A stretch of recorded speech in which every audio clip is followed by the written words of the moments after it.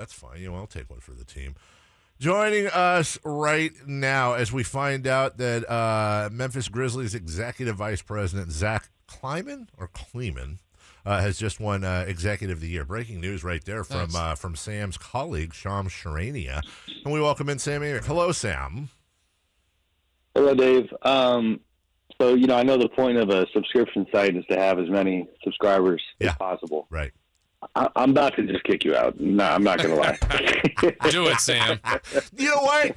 Do it so I can resubscribe for $1.99. The thing I could do, here's why I'm stupid. I have multiple email addresses. I could just end the one subscription. But, I don't know. Maybe I'm a mark or whatever the kids say. But I feel like I get what I pay for. I mean, that's true. I do truly get what I pay for. So some people are getting far more than what they're paying for, Sam. All right. I'm just saying you're getting a reputation. So yesterday, I go to my youngest son Landon's open house at Albiani Middle School. Uh-huh. And Mr. Bowden, one of the fine PE teachers over there, says how much he enjoys our weekly visits on your show. And the first thing he talks about is you complaining about your athletic subscription. I mean, I'm not getting noticed. It's not complaining. I'm just pointing out the fact that, you want new subscribers, but what about the OGs, the ones that were there from the beginning? And I would point this out too, since you're throwing shade. Let me throw an eclipse back at you. I'm saying this. I'm going to go home today. I'm going to look at my wall of athletic memorabilia you've sent me over the years. Hats, sweatshirts, T-shirts. So, anyways, that's enough. Nobody wants to hear about it. It's all waiting for you here at the Amick household, but since you refuse to ever have in-person contact. That's true. Unless you're stuffing your face courtside at Golden One Center. That's a great point as well, but I could be advertising the Athletic. Sam, is the honeymoon over? Should Monty McNair be on the phone with NBA customer service checking his warranty? Should Mike Brown be fired as the head coach of the Kings after that performance last night? Oh, my God. Are we really doing this? No, we're making fun of it all day because there's you saw it. There's legit don't people. Be dumb people. Yeah, don't be. Well, what? Let me ask you an actual serious Mike Brown question. Is there a logical line you could even attempt to draw between the Warriors' performance last night and Mike Brown or Steve Kerr not being there? Does that have really any effect, in your opinion? Can you analyze the performance and have Mike as part of that analysis? Of course. Sure. The stuff that my mind went to is, I was at that game the other night, Game 4, and they obviously barely pull it out, and it had a lot of layers to it. You have the uncertainty or the unexpectedness of Steve Kerr being out late, Mike Brown jumping in, but you got Draymond with one of his best friends getting killed, Adrian Payne, and a lot of heaviness that came with that. They've got some injury stuff they're dealing with. Obviously no Gary Payton II. I just think there was a lot, and then you get on a plane and you probably let go of the rope a little bit. And the Grizzlies at home are just a different beast. So the Mike part, listen, they talked on the telecast, because I did not make the trip to Memphis. They talked on the telecast about how he has been heading the defense, for quite some time. So do you look at the offensive performance and say, listen, defense was the problem last night. Right. But the offensive side, he's going to be a little rusty on right now. But yeah, no, this is apples to oranges. But yes, I was getting text messages about it and people, not even just jokes, people saying, the optics are terrible. Like, what do you expect? It's the second round of the playoffs against a team that is now, 21-6 without Ja Morant. Yeah.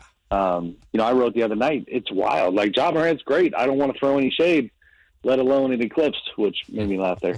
But they are so much better defensively without Ja. Like, it's not even funny. So they're a really good team, and the Warriors got punched in the mouth. Sam, I know we had this is the first time talking to you since it became official with Mike Brown. We had talked about him as a candidate before. Now that it's final and finalized, Kings will have to wait for him to get here. But your just overall thought on Brown, the task he'll have to try to turn this thing around?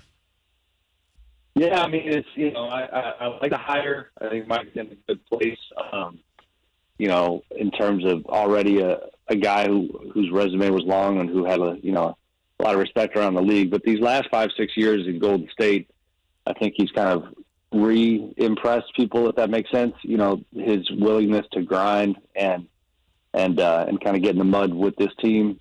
And I know part of the Mark Jackson discussion, rightfully so, and I'm not picking the side of the fence, but I understood when people would ask about why didn't he take an assistant job after being a head coach, and Mike showed a willingness to do that. And I think that also shows that he's obviously very connected to the NBA right now. Not that Mark's not. I mean, he was watching it every night, commentating every night. But we'll see. I do, my praise has a ceiling to it just because then you get to the roster and you say, we saw how much these particular players struggled last year. And I'm not about to sit here and say, oh, yeah, and Luke Walton and Alvin Gentry were the problem, because Right. they just weren't. I mean, these players have got to figure it out, and the front office is going to continue to be aggressive, and I'm curious to see what that looks like in the next few months. Sam Amick with us. Sam, we've been having philosophical conversations about coaches this week, obviously, and Mike Brown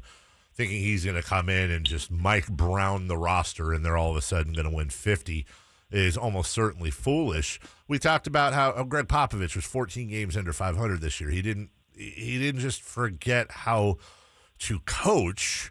We can go through examples all day long. I guess it comes down to, how do you define the effectiveness of a coach, and is a coach any more than just winning through the margins, basically? I mean, the development is going to be important. You got Davion Mitchell, that I know he's 23, maybe 24 at this point. I don't know, but you're going to have another draft pick. And honestly, you just saw John Morant get most improved player. De'Aaron Fox needs to find a way to, even though he's going into year 6 or whatever it is, De'Aaron's got to take another step up, and really the defensive side, I think, is going to be important for him. So the development is going to be something that Mike is going to be laser focused on. And if you think about these Warriors on the, again, defense being the focus, they, from Steph Curry on down, they have a report card type system where I think it speaks well of Mike that all these future Hall of Famers, they literally after every game cross their fingers that they impressed Mike on the defensive end, because he essentially reports back to them with, it's kind of a unique system that he built himself that evaluates their defensive performance, and they want to make them happy. And there have been nights this season when, Steph found out that he got a big thumbs up from Mike, and he bragged about it to the media because it matters, because they respect him. So that type of stuff is going to be part of the Kings experience. But yeah, from there, I would just look at the fact that, the Kings are hoping, and someone shared this with me yesterday. If you go back to Mike's first tenure in Cleveland, year number 3, of LeBron, they were still, first 2 years, they were pretty bad on the defensive end. And Mike comes in year 3, after Paul Silas, and makes a serious impact on that end of the floor. Did some stuff with Ilgauskas, who was their big at the time. And that's the kind of, playbook or script they're hoping that he can replicate here. So, but again, the roster is going to be really, really interesting, because we saw them, get active at the deadline last year, but we saw in the second half of the season how much farther they have to go. Yeah. Yeah, I hate to see some of those report cards he'd have as a Kings defense, Yeah. Sam, because and it makes you wonder, based on that, seemingly they wanted a coach with experience, a coach that has a defensive kind of approach and mindset, that if Monty's task will be to also pair that with some defensive type players this offseason. Yeah.